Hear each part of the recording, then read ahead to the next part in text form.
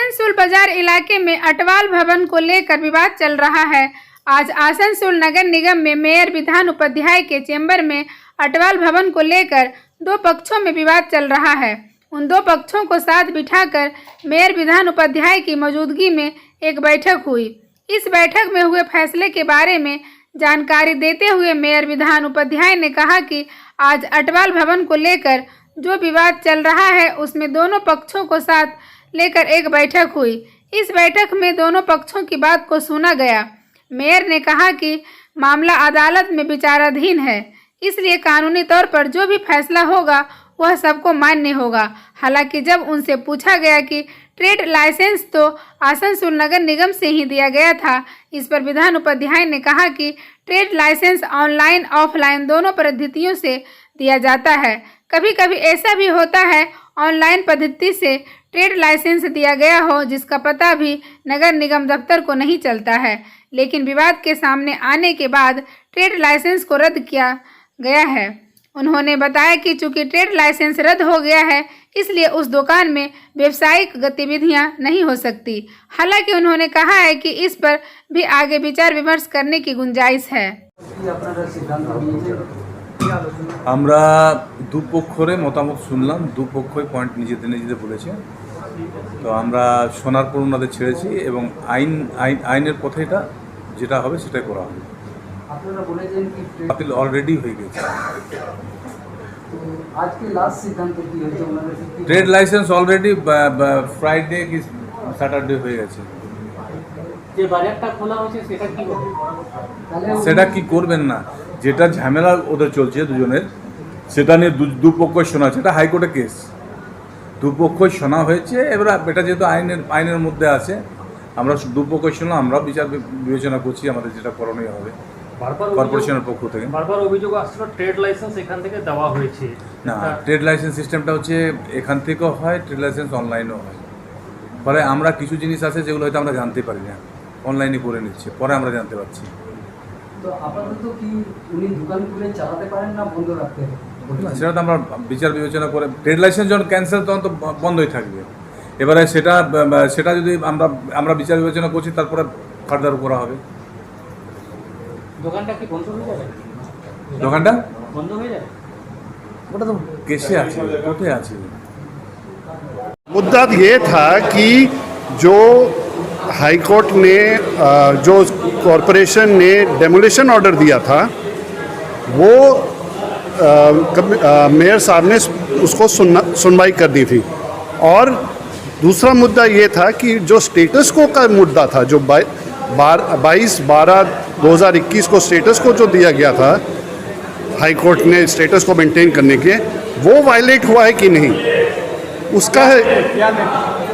हाँ जी, क्या लेके वो बिल्डिंग काम उस बिल्डिंग में काम हुआ है कि नहीं? अटवाल बिल्डिंग 3GT रोड पे जो हुआ है, जहाँ पे अभी बाज़ार कोलकाता का शोरूम खुला है 20 तारीख को, वो 22/12/2021 को था कि नहीं? हम लोग को तो सब पता है कि 22/12/2021 में बाज़ार कोलकाता कहाँ था, उसका कोई शोरूम नहीं था, कुछ नहीं था। उन्होंने यही किया है कि यहाँ पे डिले करके उस बिल्डिंग को कंप्लीट कर दिया है इस बीच में, और total violation of high court order है। We have got the order of the Honorable High Court wherein the learned High Court had clearly stated that आप लोग repair work कर सकते हैं. So we have followed the order of the High Court and we are doing our repair work. There has been no unauthorized construction. There has been no nature and there has been no change in the nature or characteristics of the suit property. जो order High Court ने दिया है, we are strictly abiding by the order of the learned High Court. Yes.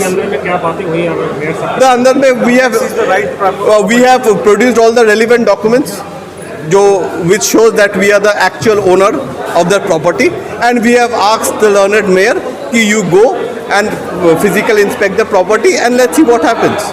Because we have produced all the relevant documents, we have produced the order of the learned High Court, and we are following the order of the learned High Court. This is it. Sir कहीं से पैसे की डिमांडें आ रही हैं? No. We have not been forced or coerced, or there has been no illegal demands of money, nothing like that. आपका नाम? मेरा नाम है एडवोकेट दिव्येंदु घोष। ठीक है।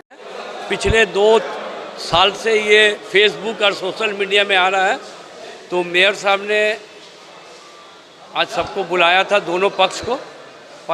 एक पक्ष की तरफ से मैं भी था, हमको उन्होंने एथोराइज़ किया था। तो मेयर साहब जो हैं उन्होंने कहा है कि बिल्डिंग का सेफ्टी देखा जाएगा, उसके बाद जो स्टेटस को है कोर्ट का वो माना गया कि नहीं देखा जाएगा, उसके बाद जो फैसला होगा कमिश्नर साहब, मेयर साहब, कुछ घटक साहब जो हैं और जो टेक्निकल इन लोग का इंजीनियर लोग हैं वो लोग जो फैसला करेगा वो फैसला लिया जाएगा। आज अभी नहीं आया, आज तो सब हेयरिंग हुई है, ऐसा कोई फैसला नहीं आया। बाकी मेयर साहब के ऊपर में सबको विश्वास है, पूछू घटक साहब के ऊपर में विश्वास है, कमिश्नर साहब हैं, वो लोग के एडवोकेट हैं, जो करेंगे वो करेंगे, एक कोर्ट में है। इतना ज़रूर बताते हैं, बिल्डिंग का मालिक 3 आदमी था, 2 आदमी से पैसा लेके लोग पूरा बिल्डिंग ख़त्म कर दिया और हेरिटेज बिल्डिंग है। मेरा नाम बिल्डिंग तो हेरिटेज है, अटवाल बिल्डिंग हम लोग पैदा से देख रहे हैं, अटवाल बिल्डिंग आप लोग भी देख रहे हैं। आप लोग अपना मम्मी पापा दादा से पूछिए अटवाल बिल्डिंग, जब किसी को आना होता था बोलता था अटवाल के सामने आ जाना। मेरा नाम रणवीर सिंह। रानीगंज के 92 नंबर वार्ड अंतर्गत तिलक रोड इलाके में लोगों को अपनी ज़िंदगी बसर करने में काफ़ी दुश्वारियों का सामना करना पड़ रहा है। आसनसोल टाइम्स के संवाददाता जाहिद अनवर ने जब इन लोगों से समस्या की बातचीत की तो कई समस्याएं उभर कर सामने आए। इनमें सबसे बड़ी समस्या जो है वह है घर की समस्या। इस इलाके की महिलाओं ने बताया कि इनके घरों की हालत काफ़ी दयनीय बनी हुई है। विशेषकर बरसात के दिनों में इनके घरों में पानी टपकता है। इनका कहना है कि राज्य सरकार की तरफ से गरीब ज़रूरतमंदों को घर दिए जा रहे हैं, लेकिन अभी तक उनको ऐसी कोई सुविधा उपलब्ध नहीं हुई है। वहीं पानी पीने की समस्या को लेकर भी इन महिलाओं ने अपनी परेशानी जाहिर की। इनका कहना है कि प्रशासन अगर इनकी तरफ ध्यान दे तो इनको काफ़ी सहूलियत होंगी। उन्होंने बताया कि इनके घरों की हालत ऐसी है कि बारिश के मौसम में जान का खतरा मोल लेकर इनको अपने घरों में रहना पड़ता है। घर भी इतने छोटे हैं कि कमरे में 6 लोग मुश्किल से रह पाते हैं। प्रशासन से इनकी एक इल्तिजा है कि किसी तरह इनको घर मुहैया कराया जाए।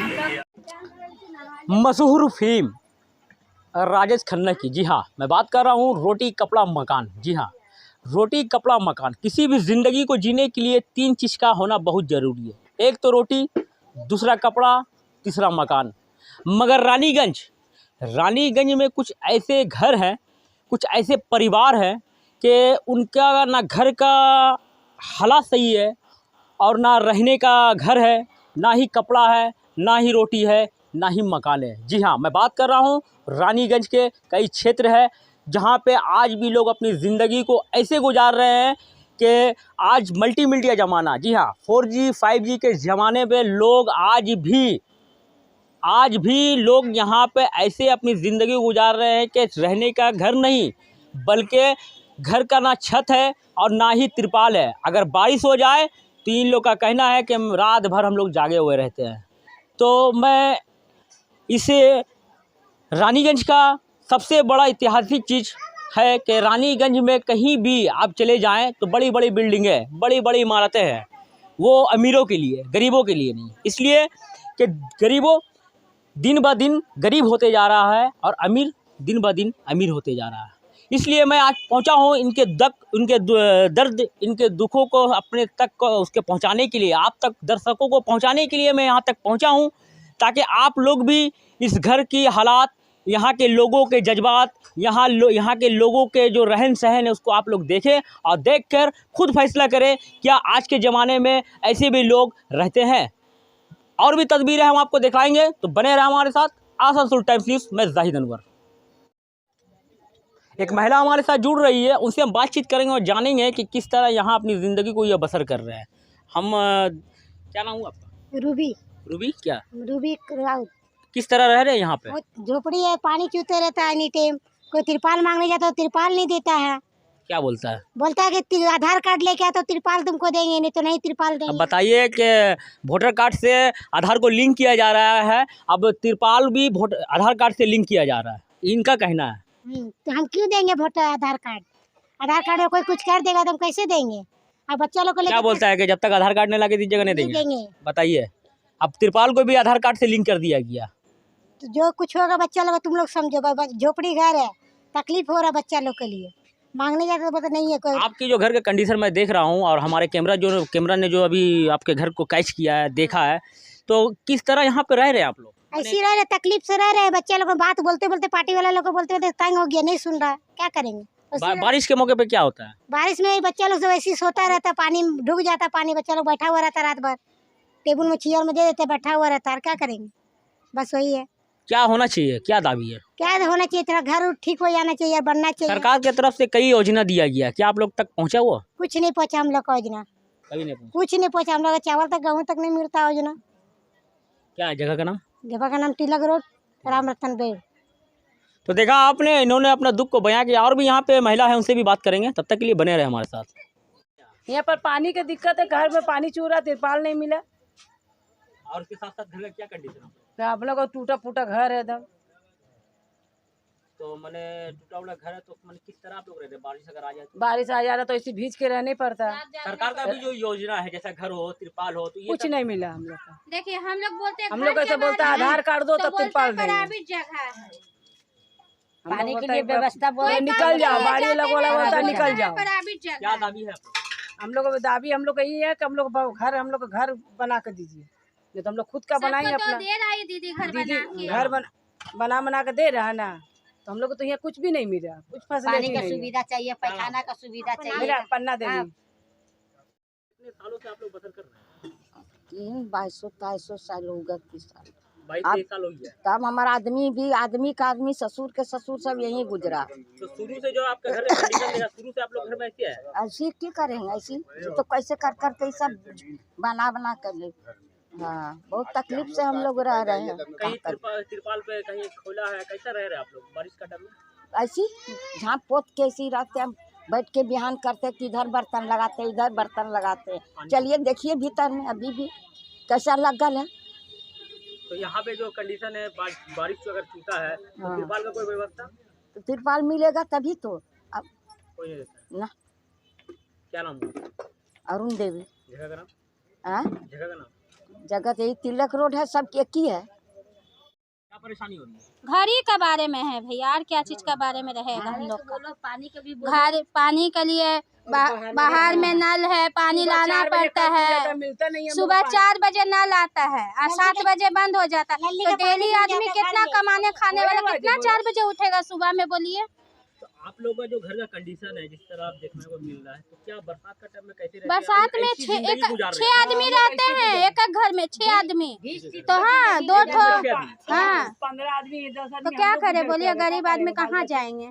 ये जो सरकार की तरफ से योजना चल रहा है, तो इस सब का क्या आप लोग कुछ नहीं, आप लोगों का कुछ भी नहीं पहुँचा। बोले ना, ममता दीदी तो सबको दे रहा है घर बना के। देखिए कितना घर बन गया है, कितना दे दिया है। यहाँ भी तो थोड़ा गरीब आदमी को देखना चाहिए। क्या नाम है? राखी राउत। जगह का नाम? जगह का नाम? तिलक रोड, राम रतन बेड़। मैं और एक शख्सियत से आपको मिलाऊंगा, उनको देख के आपको लगेगा कि बल्कि ये नहीं, हमारा देश अपाहिज है। जी हाँ, एक शख्सियत से मैं मिलाना चाहता हूँ। और जैसा कि मैं बता रहा हूँ था, घर तो डैमेज है ही, रहने को तो घर नहीं है, ना ही तिरपाल है, ना छत है। मगर इसी दौरान एक शख्सियत से मिलाएंगे, उनको आपको देख कर लगेगा बल्कि ये नहीं, बल्कि हिंदुस्तान अपाहिज है। जी हाँ, क्या नाम हुआ आपका? मनीष राउत। क्या नाम हुआ? मनीष राउत। मनीष राउत। आपका जो हालात देखने को मिल रहा है, हाथ भी काम नहीं कर रहा, पाँव भी काम नहीं कर रहा है, तो किसी तरह का आपको कहीं सहयोग मिला? नहीं मिला है यार। जैसे व्हील चेयर हुआ? नहीं मिला।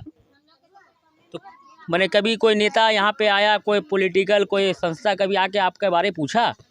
कहीं नहीं, कहीं गाड़ी उड़ी नहीं? गाड़ी नहीं मिला नहीं। तो कैसे चलते हैं आप? गुड़क के चलते। देखिए ये रो रहे हैं। मैं कहना चाहता हूँ हिंदुस्तान के वो या बंगाल के जो भी है, अगर अपने आप को आप कहते हैं कि हम बहुत बड़े नेता हैं या बहुत बड़े सोशल वर्कर हैं, तो मैं आपको बोलना चाहूँगा कि इनके आंसू जो है ना, आपकी ज़िंदगी को बर्बाद कर देगा। दर्शकों को बताएं कि क्या आपको नहीं मिला है? हमको नहीं मिला भैया। कुछ नहीं मिला अभी तक। कहाँ मिला? अगर गाड़ी आपको मिल जाए, व्हील चेयर मिल जाए, तो आप यहाँ से बाहर की दुनिया भी देख सकेंगे, थोड़ा बाजार भी घूम पाएंगे। हाँ, दुनिया देख। शौक करता है घूरने का? हाँ जी। क्या नाम हुआ आपका? मनीष राउत। जगह का नाम? तेलालोट।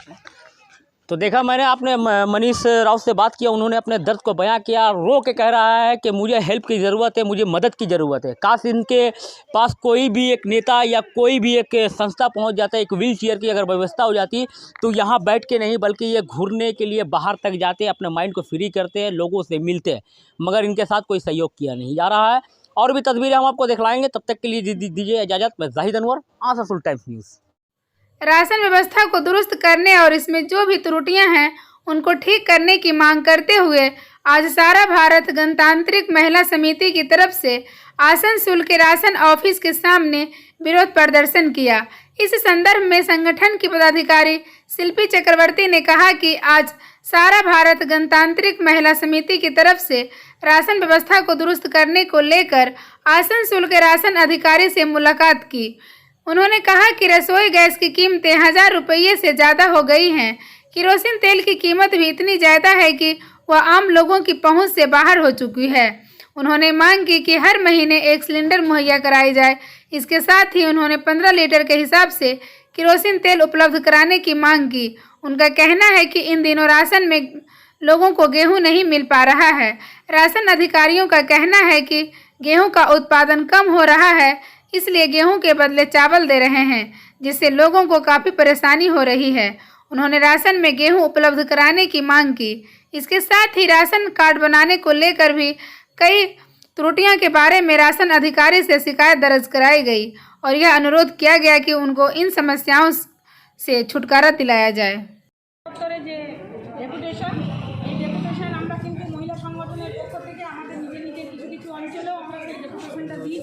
কারণ এটা আমাদের খুব কঠিন পরিস্থিতির মধ্যে আমরা আছি। আমরা যেসব মহিলা সংগঠনের যারা নেতৃত্ব দিই বা সংগঠনের সঙ্গে যারা যুক্ত, তারা প্রতিনিয়ত গ্রামাঞ্চলে কাজ করে, গ্রামের মানুষের সঙ্গে কাজ করে, কিন্তু ইদানিং যেটা দেখা গেছে আর কি, যে বায়োমেট্রিক পদ্ধতি চালু হয়েছে, তাতে প্রত্যেক মাসেই যারা রেশন ব্যবস্থার সঙ্গে যুক্ত, রেশন কার্ডের সঙ্গে সেই রেশন তুলেন, তাদের সেই বায়োমেট্রিক পদ্ধতির মাধ্যমে, যেটা দিদি বললেন যে হাতের ছাপ তাদের মেলে না, এইবারে কী হচ্ছে যে প্রত্যেক মাসেই তাদের কিন্তু লিঙ্ক নেই, এইরকম করে তাদেরকে বলা হয় ডিলারের পক্ষ থেকে। এবং সেইখানে আমার গরিব মানুষের যে পরিবার, সেই পরিবারে যদি 5টা কার্ড আছে, সেখানে 2টোর লিঙ্ক দেখাচ্ছে, 3টে কার্ডের লিঙ্ক দেখাচ্ছে না। এবার প্রত্যন্ত গ্রাম থেকে বিডিও অফিস এবং বিডিও অফিস থেকে তাদেরকে আসানসোলের জেলা অফিসে আসার জন্য বলা হয়। এক একটা গরিব মানুষের ভাড়া খরচা কতটা, সেটা আমরা প্রত্যেকেই জানি। তাহলে প্রত্যেক মাসে যদি কারোর যদি 5টা কার্ড লিঙ্ক না থাকে, তাহলে এই আসানসোল জেলা অফিস বা বিডিও অফিস যেখানে যে যে এলাকায় আছে, সেখানে পার হেড 100 টাকা করে ভাড়া পড়ে। তাহলে প্রত্যেক মাসে একটা লিঙ্ক করানোর জন্য যদি একটা পরিবারকে 500 থেকে 600 টাকা খরচা করতে হয়, তাহলে সেখানে কি সেই জিনিসটা দিচ্ছে, এটা কিন্তু আমাদের আন্দোলন। এই আন্দোলন আমাদের চালাতে হবে। দ্বিতীয় নম্বর হচ্ছে যে পশ্চিমবাংলা একটাই, যাদের আমাদের যে দাবি, আমরা যারা বামপন্থা সংগঠনের সঙ্গে যুক্ত, আমাদের যেটা দাবি, সেই দাবি হচ্ছে যে প্রত্যেক মানুষের যে রেশন কার্ড আগে যেটা আমাদের ছিল, একটা লাল কার্ড একটা সাদা কার্ড, এইটাই গরিব মানুষ যারা পড়াশোনা জানতেন না, এই দুটো কার্ডের মাধ্যমে তাদেরকে জিনিস দেওয়া হতো। দেশ জুড়ে আমরা 1 কোটিরও বেশি আমরা রেশনিং ব্যবস্থাকে ঠিক করার জন্য রেশনে পর্যাপ্ত পরিমাণ গরিব মানুষকে চাল এবং সরকার, কেন্দ্রীয় সরকারের যে প্রকল্পে, উজ্জ্বলা প্রকল্পে গরিব মানুষকে বিনা পয়সায় গ্যাস দিয়েছিল, এখন সেই গ্যাস ভর্তুকি তুলে দিয়েছে। 1100 টাকা সেই গ্যাসের সিলিন্ডার। আমাদের দাবি 12 মাসে 12টা সিলিন্ডার দিতে হবে, 15 টাকা কেজি চাল, কেরোসিন দিতে হবে লিটার। এখন এই বিষয়গুলোকে নিয়ে আমরা আজকে ফুড কর্পোরেশনে আমরা মূলত রেশনিং ব্যবস্থার মধ্যে 14টা নিত্য প্রয়োজনীয় জিনিস যাতে আমরা পাই, সেটা আমাদের দাবি ছিল। আমরা বলেছি কথাবার্তা, এবং যেটা উনি বলার চেষ্টা করলেন, কার্ড নেওয়ার ক্ষেত্রে রেশন ডিলার, ইন্সপেক্টর কিছুটা দোদুল্যমানতা থাকে, মানুষ সেখান থেকে ডিপ্রাইভ হচ্ছে। এখন আমাদেরও বোঝার জায়গা থেকে উনি বলেছেন যে আগামী দিনে আপনারা আসলে আমরা এই সহযোগিতা ফুড দপ্তরের তরফ থেকে আমরা করব। গম দিচ্ছে না রেশনের মধ্যে, সেই জন্য বলছে যে ওরা প্রকিউর করতে পারছে না, গমের উৎপাদন নাই বলে। তার জন্য সেই জায়গায় ওরা সাবস্টিটিউট হিসেবে সেই পরিমাণ চাল হচ্ছে রেশনের মাধ্যমে দিচ্ছে। এখন গরিব মানুষের কাছে গমটা তো একটা বড় জিনিস। আমরা ভাবি যে এটা যে রাজনীতি চলছে সেই রাজনীতির বিরুদ্ধে আমাদের আন্দোলন চলবে, কিন্তু ফুড কর্পোরেশনের যিনি অফিসার ছিলেন তিনি আমাদেরকে এই কথাটি বারবার বলেছেন যে আগামী দিনে এলাকার অভ্যন্তরে কার্ড নিয়ে যে দুর্নীতি চলছে, অনলাইন কার্ড করলে আপনারা কার্ড পাবেন, এই বিষয়গুলো হচ্ছে উনি আমাদের কাছে ব্যাখ্যা করেছেন। আপনার নাম? আমার নাম শিল্পী চক্রবর্তী, এডোয়া, পশ্চিম বর্ধমান জেলা কমিটি।